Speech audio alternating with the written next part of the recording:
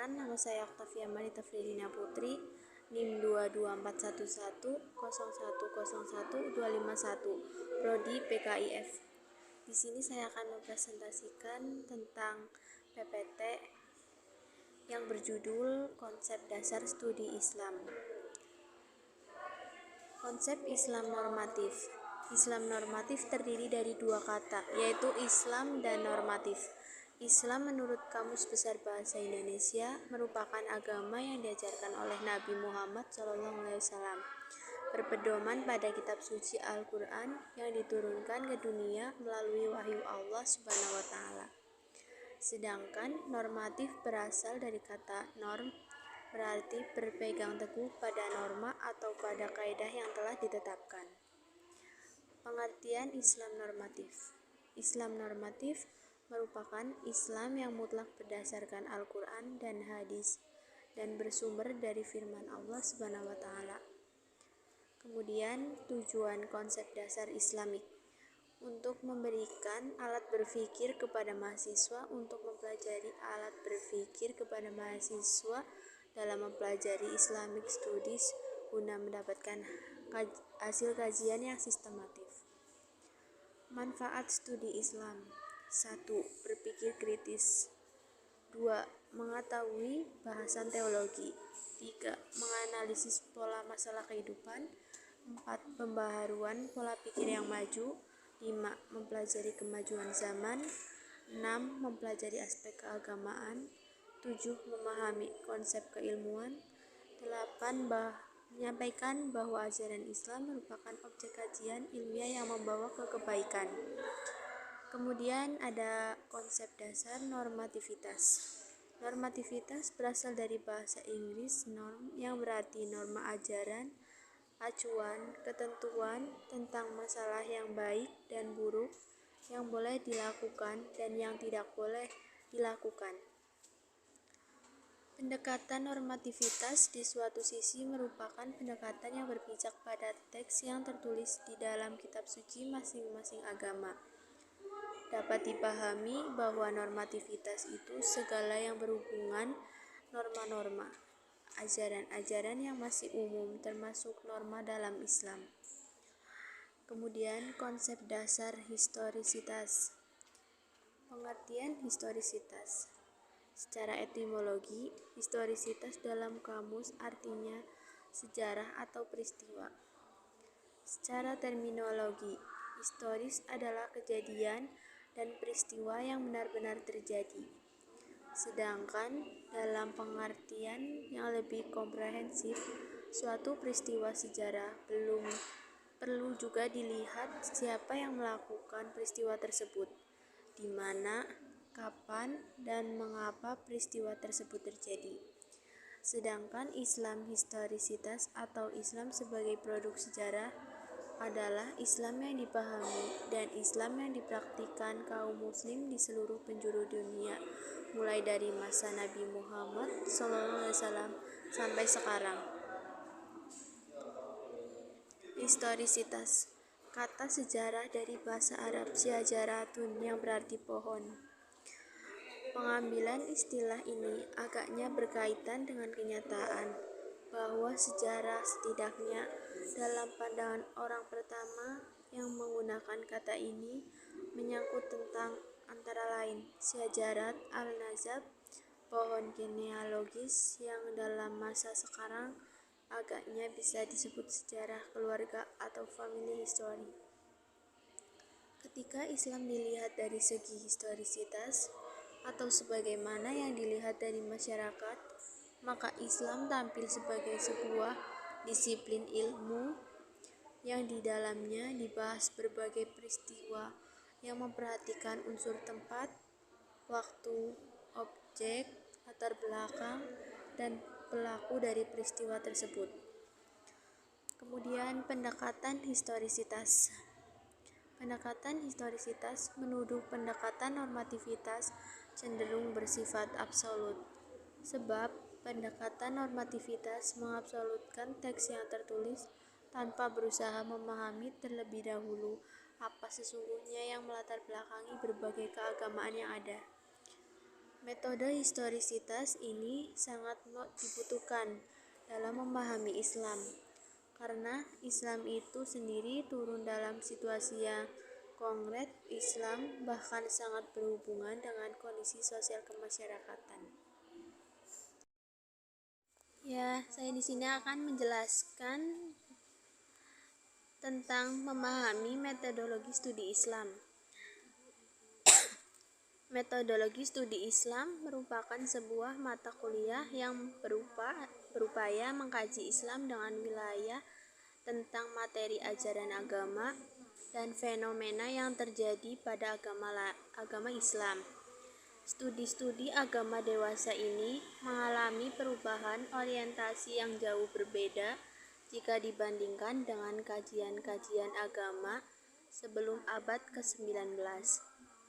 Umumnya, pengajian agama sebelum abad ke-19 memiliki beberapa karakteristik yang antara lain sinkritisme, penemuan arca baru, dan untuk kepentingan misionari dipicu oleh semangat dan ilmu pengetahuan dan teknologi sehingga orientasi dan metodologi studi Islam mengalami perubahan. Adapun studi Islam sendiri merupakan ilmu keislaman mendasar.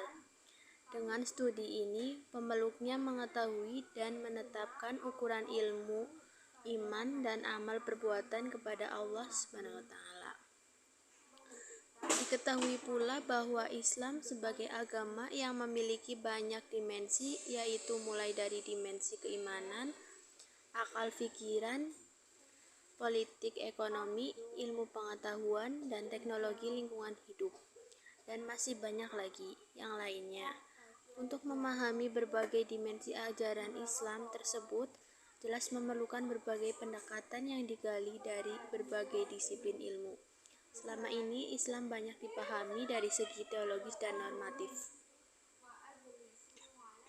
Studi Islam adalah salah satu studi yang mendapat perhatian di kalangan ilmuwan. Jika ditelusuri secara mendalam, nampak bahwa studi Islam mulai banyak dikaji oleh para peminat studi agama dan studi-studi lainnya.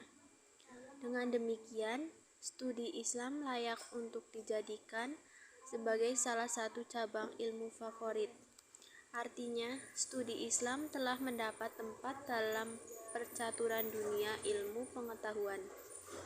Dalam studi tersebut, salah satu persoalan yang mendesak untuk segera dipecahkan adalah masalah metodologi. A. Pengertian metodologi studi Islam. 1. Pengertian metodologi. Menurut bahasa etimologi, metode berasal dari bahasa Yunani, yaitu meta atau sepanjang, odos jalan. Jadi metode adalah suatu ilmu tentang cara atau langkah-langkah yang ditempuh dalam suatu disiplin tertentu untuk mencapai tujuan tertentu. Metode berarti ilmu cara menyampaikan sesuatu kepada orang lain. Metode juga disebut pengajaran atau penelitian.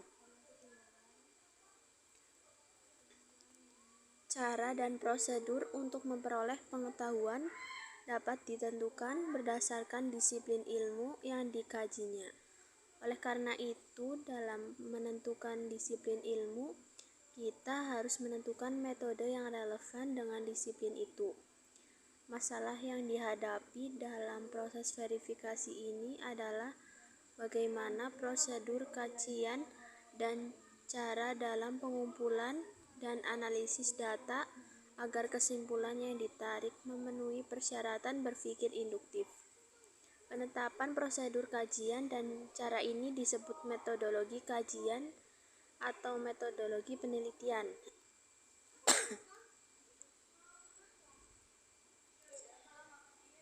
Selain itu, metodologi adalah pengetahuan tentang metode-metode.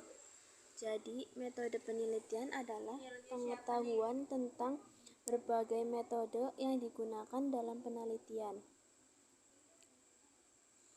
Lowai Syafi mendefinisikan metodologi sebagai bidang penelitian ilmiah yang berhubungan dengan pembahasan tentang metode-metode yang digunakan dalam mengkaji fenomena alam dan manusia, atau dengan kata lain, metodologi adalah bidang penelitian ilmiah yang membenarkan, mendeskripsikan, dan menjelaskan aturan-aturan, prosedur-prosedur sebagai metode ilmiah. Ketika metode digabungkan dengan kata logos, maknanya berubah. Logos berarti studi tentang atau teori tentang. Oleh karena itu, metodologi tidak lagi sekedar kumpulan cara yang sudah diterima atau well received, tetapi berupa kajian tentang metode. Dalam metodologi dibicarakan kajian tentang cara kerja ilmu pengetahuan. Pendek kata, bila dalam metode tidak ada perbedaan, refleksi dan kajian atas cara kerja ilmu pengetahuan. Sebaliknya, dalam metodologi terbuka luas untuk mengkaji, mendebat, dan merefleksi cara kerja suatu ilmu. Maka dari itu, metodologi menjadi bagian dari sistematika filsafat, sedangkan metode tidak. Metodologi adalah ilmu cara-cara dan langkah-langkah yang tepat, baik dan terencana dalam melakukan kegiatan yang dikehendaki atau untuk menganalisa sesuatu, penjelasan, serta menerapkan cara untuk mencapai tujuan yang dimaksud.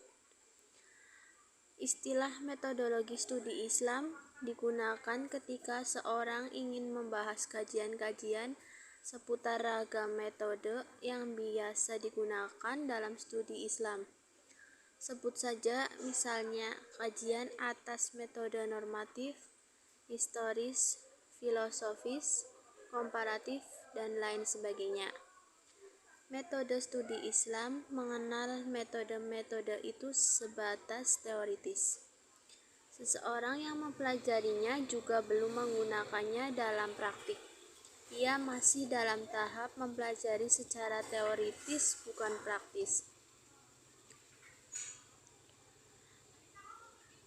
Kata studi Islam merupakan gabungan dari dua kata, yaitu kata studi dan kata Islam. Kata studi memiliki berbagai pengertian. Rumusan Lester Crow dan Alice Crow menemukan bahwa studi adalah kegiatan yang secara sengaja diusahakan dengan maksud untuk memperoleh keterangan, mencapai pemahaman yang lebih besar, atau meningkatkan suatu keterampilan.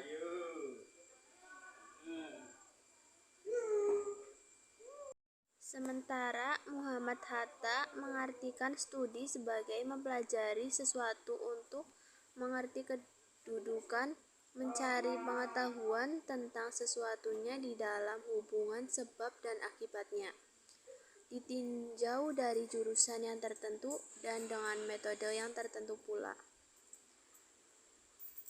Pengertian Islam secara etimologi atau ilmu asal-usul kata Islam berasal dari bahasa Arab, terambil dari kosakata salima yang berarti selamat sentosa. Dari kata ini dibentuk menjadi kata aslama yang berarti memeliharakan dalam keadaan selamat, sentosa, dan berarti pula berserah diri, patuh, tunduk, dan taat. Dari kata aslama ini dibentuk kata Islam atau aslama yuslimu islaman yang mengandung arti selamat, aman, damai, patuh, berserah diri, dan taat. Sedangkan pengertian Islam menurut istilah adalah agama yang didasarkan pada 5 pilar utama, yaitu mengucapkan 2 kalimat syahadat, mendirikan sholat, mengeluarkan zakat, berpuasa di bulan Ramadan, dan melaksanakan ibadah haji bagi yang sudah mampu.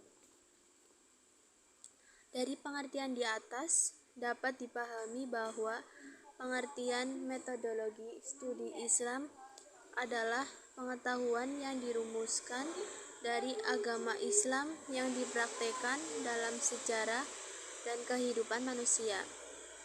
Sedang pengetahuan agama adalah pengetahuan yang sepenuhnya diambil dari ajaran-ajaran Allah dan Rasul-Nya secara murni tanpa dipengaruhi sejarah seperti ajaran tentang akidah, ibadah, membaca Al-Quran, dan akhlak. Di kalangan para ahli masih terdapat perdebatan di sekitar permasalahan apakah studi Islam atau agama dapat dimasukkan ke dalam bidang ilmu pengetahuan, mengingat sifat dan karakteristik antara ilmu pengetahuan dan agama berbeda.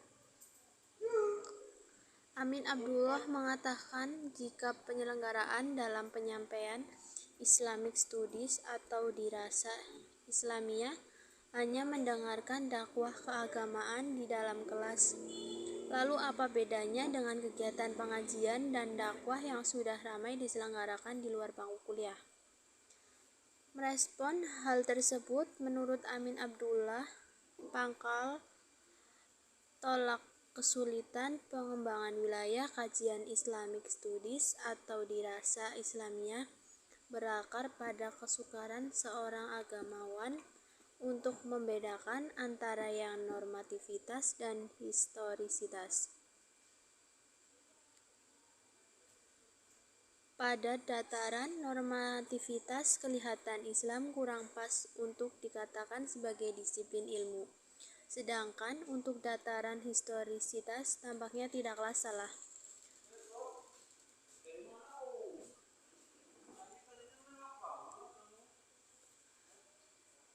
Secara sederhana dapat ditemukan jawabannya bahwa dilihat dari segi normatif, sebagaimana yang terdapat dalam Al-Quran dan hadis, maka Islam lebih merupakan agama yang tidak dapat diperlakukan kepadanya paradigma ilmu pengetahuan, yaitu paradigma analisis, kritis, metodologis, historis, dan empiris.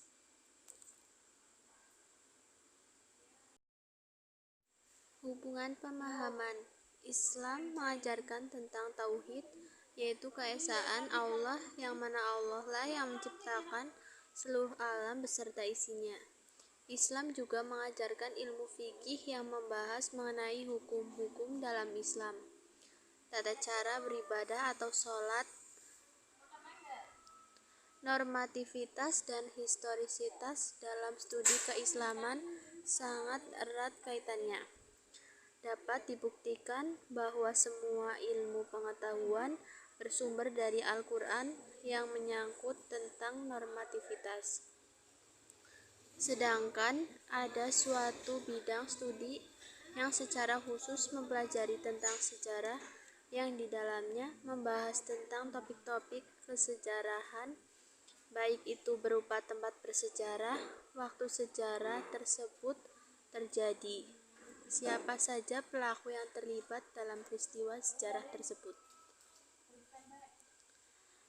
Normativitas dan historisitas memang sangat berkaitan dan tidak dapat dipisahkan, karena normativitas berisi tentang masalah ketuhanan dan historisitas berisi nilai kesejarahan, di mana semua sejarah Islam adalah kehendak Allah Subhanahu wa Ta'ala. Inti dari keterkaitan antara normativitas dan historisitas adalah semua ilmu pengetahuan, baik agama maupun umum, bersumber dari Al-Quran dan hadis. Dapat dipahami bahwa normativitas dan historisitas sebagai berikut. Kata normativitas berasal dari bahasa Inggris norm, yang berarti norma ajaran, acuan, ketentuan tentang masalah yang baik dan buruk, yang boleh dilakukan dan yang tidak boleh dilakukan. 2. Istilah yang hampir sama dengan Islam. Normativitas adalah Islam sebagai wahyu yang didefinisikan sebagai berikut. Wahyu yang diturunkan kepada Nabi Muhammad SAW sebagai pedoman untuk kebahagiaan hidup di dunia dan di akhirat. Al-Islam wahyu ilahiyun unzila ila Nabi Muhammadin sallallahu alaihi wasallam lisadati al-dunya wa al-akhirah. 3. Secara etimologi, historisitas dalam kamus bahasa Inggris artinya sejarah atau peristiwa. Sejarah terminologis historisitas berarti suatu ilmu yang membahas berbagai peristiwa atau gejala dengan memperhatikan unsur tempat, waktu, objek, latar belakang, dan pelaku dari peristiwa tersebut. 5. Metodologi historisitas ini sangat dibutuhkan dalam memahami Islam karena Islam itu sendiri turun dalam situasi yang konkret bahkan sangat berhubungan dengan kondisi sosial kemasyarakatan. 6. Kedua pendekatan itu tidak terpisah antara satu dengan lainnya, melainkan menyatu dalam suatu kesatuan yang utuh, ibarat sekeping mata uang logam di mana antara kedua permukaannya menyatu dalam satu kesatuan yang kokoh. Islam normatif juga dapat diartikan Islam yang berada pada dimensi sakral yang diakui adanya realitas transendental yang bersifat mutlak dan universal melampaui ruang dan waktu atau sering disebut sebagai realita ketuhanan. Dengan kata lain, Islam normatif merupakan Islam ideal atau Islam yang seharusnya. Bentuknya berupa aspek tekstual Islam, yaitu aturan-aturan Islam secara normatif yang termuat dalam Al-Quran dan hadis yang kebenarannya absolut dan tidak dapat dipersoalkan. Hal itu dimanifestasikan dengan Al-Quran dan hadis. Al-Quran dan hadis mengandung nilai-nilai yang sakral dan tidak bisa berubah sampai kapanpun. Keduanya memiliki teks atau bentuk tulisan dan kepada kedua teks inilah pendekatan normatif berdasar. Jadi, apapun yang terjadi, semua hukum yang diatur dalam Islam tidak boleh keluar dari teks. Pemahaman Islam secara normatif bersifat doktriner, yaitu bahwa agama Islam sebagai objek studi diyakini sebagai sesuatu yang suci dan merupakan doktrin-doktrin yang berasal dari ilahi yang mempunyai nilai atau kebenaran absolut, mutlak, dan universal. Pendekatan doktriner tersebut juga berasumsi bahwa ajaran Islam yang sebenarnya adalah ajaran Islam yang berkembang pada masa-masa salaf yang menimbulkan berbagai mazhab keagamaan baik teologis maupun hukum-hukum atau fikih yang tetap dan baku. Sesudah masa itu, studi Islam berlangsung secara doktriner sehingga ajaran Islam menjadi bersifat permanen yang pada akhirnya menjadi tampak sebagai ketinggalan zaman.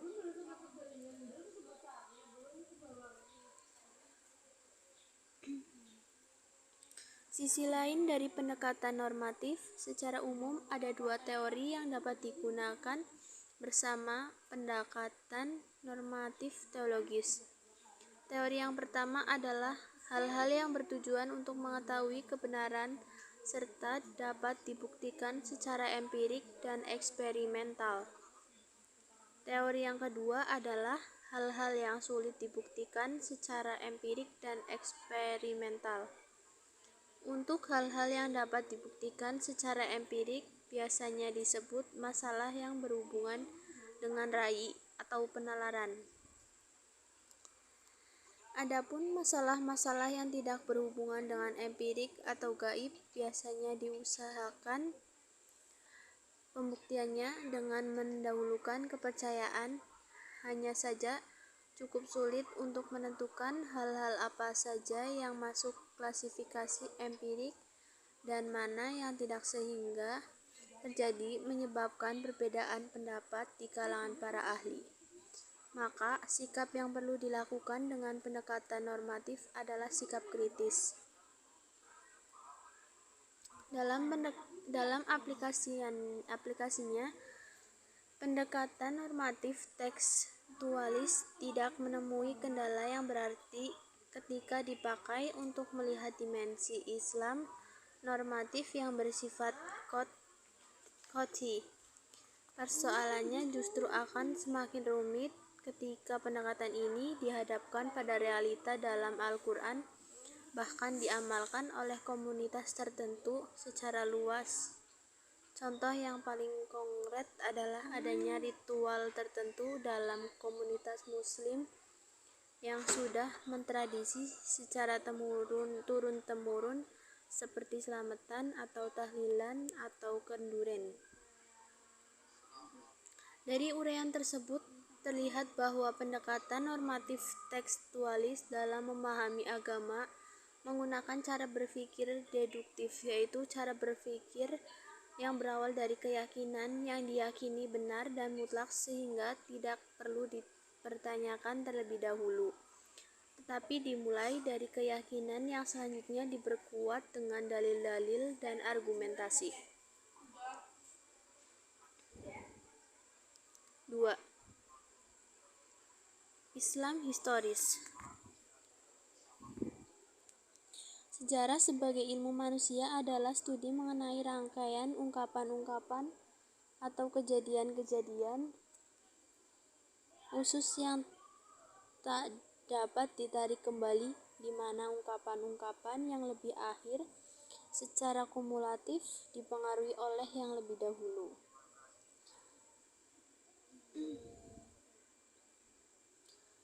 Islam historis berarti Islam yang tidak terlepas dari sejarah kehidupan manusia yang berada dalam ruang dan waktu. Maksudnya, Islam semacam ini terangkai oleh konteks kehidupan pemeluknya karena memang berbeda di bawah realitas ketuhanan. Dengan kata lain, Islam historis merupakan Islam real atau Islam yang senyatanya. Bentuknya berupa aspek kontekstual Islam, yaitu penerapan secara praktis dari Islam normatif.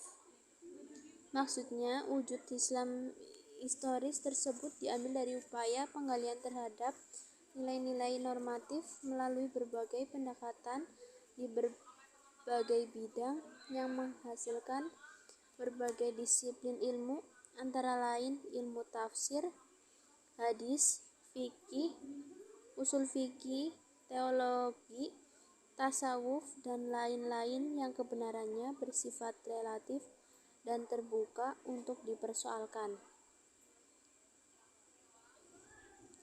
Pendekatan kesejarahan ini amat dibutuhkan dalam memahami agama, karena agama itu sendiri turun dalam situasi yang konkret, bahkan berkaitan dengan kondisi sosial kemasyarakatan.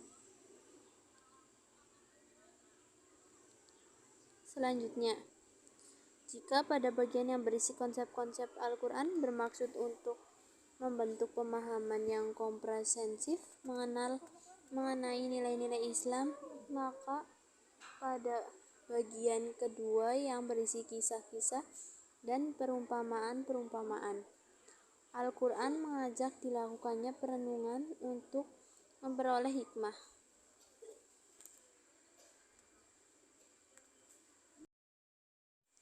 Selanjutnya, jika pada bagian yang berisi konsep-konsep Al-Quran bermaksud untuk membentuk pemahaman yang komprehensif mengenai nilai-nilai Islam, maka pada bagian kedua yang berisi kisah-kisah dan perumpamaan Al-Quran mengajak dilakukannya perenungan untuk memperoleh hikmah.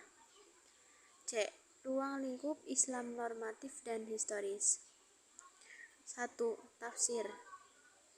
Tafsir adalah ilmu yang fungsinya untuk mengetahui kandungan kitabullah atau Al-Quran yang diturunkan kepada Nabi Muhammad SAW dengan cara mengambil penjelasan maknanya, hukum, serta hikmah yang terkandung di dalamnya.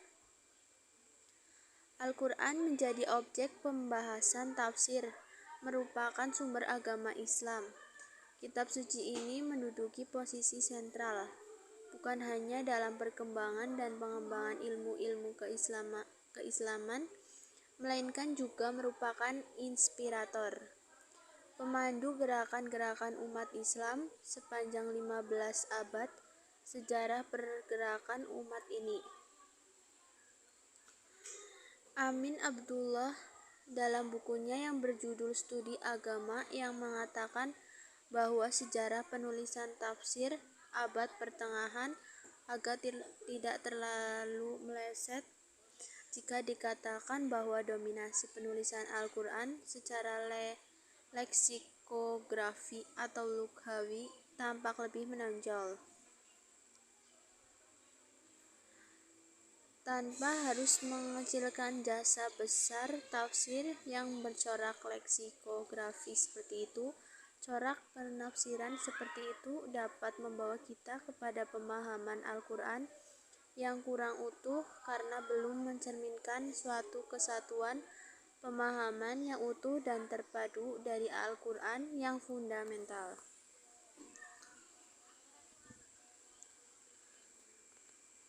2. Hadis. Menurut jumhur ulama, hadis adalah segala sesuatu yang dinukil dari Rasulullah SAW, sahabat atau tabi'in, baik dalam bentuk ucapan, perbuatan, maupun ketetapan, baik semuanya itu dilakukan sewaktu-waktu saja, maupun lebih sering dan banyak diikuti oleh para sahabat. Seiring dengan waktu, ilmu hadis tumbuh menjadi salah satu disiplin ilmu keislaman. Penelitian hadis tampaknya masih terbuka luas, terutama kaitannya dengan permasalahan dewasa ini. 3. Teologi. Secara etimologis, kata teologi diartikan sebagai ilmu agama,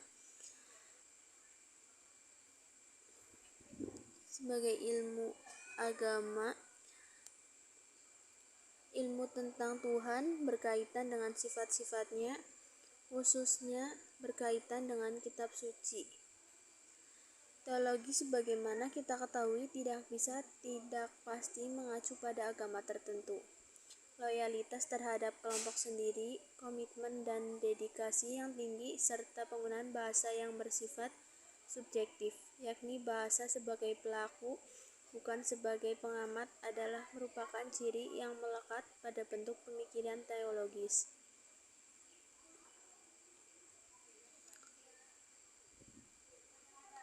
Menurut Abudin Nata bahwa pendekatan teologi dalam pemahaman keagamaan adalah pendekatan yang menekankan pada bentuk formal atau simbol-simbol keagamaan yang masing-masing bentuk formal atau simbol-simbol keagamaan yang paling benar adalah sedangkan yang lainnya salah.